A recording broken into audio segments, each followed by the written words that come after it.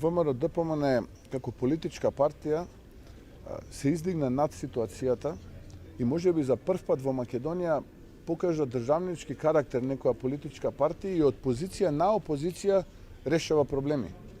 Без да ги владее институциите, без да ги управува и менаџира институциите, понудивме решенија и политики кои што ќе ги амортизираат ефектите на оваа енергетска криза, која што постепено веќе прераснува во финансиска и економска криза.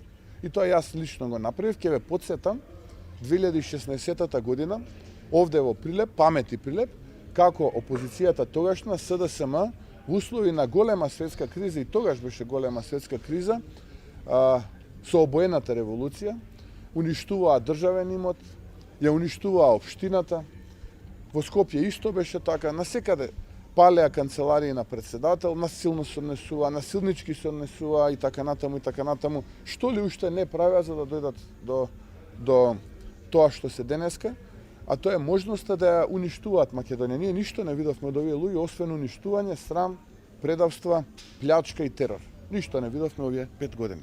Затоа кога зборуваат за конструктивност, треба да прават разлика помеѓу конструктивност и државотворност. ВМРО-ДПМН е државотворна партија и овој пат ги остави на страна партиските интереси.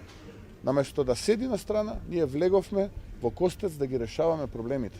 И понудивме решенија, меѓу другото се и оние решенија кои што вчера ги предложив на пресконференцијата. Вие, предпоставувам, алудирате на дел од тие решенија, кои што се однесуваат на олеснување на тешка и онака тешката, би рекол, состојба на стопанството и компаниите.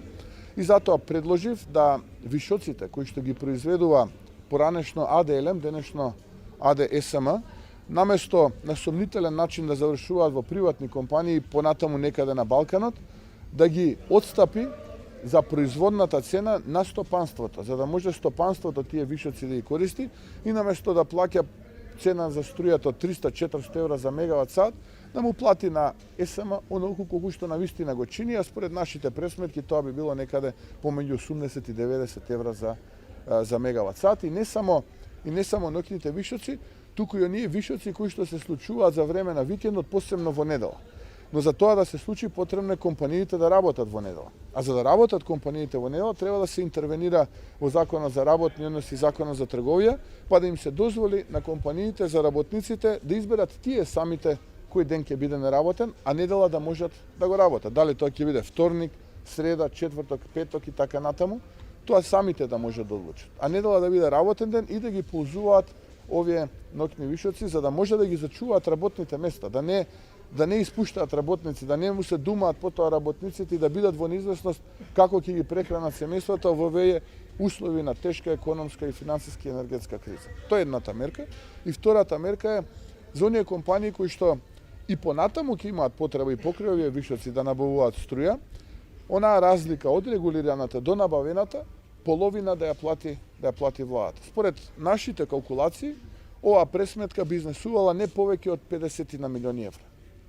Тоа се пари кои што редовно овие 5 години во првото тромесечие за еден квартал официјалните лица на оваа влада ги крадат.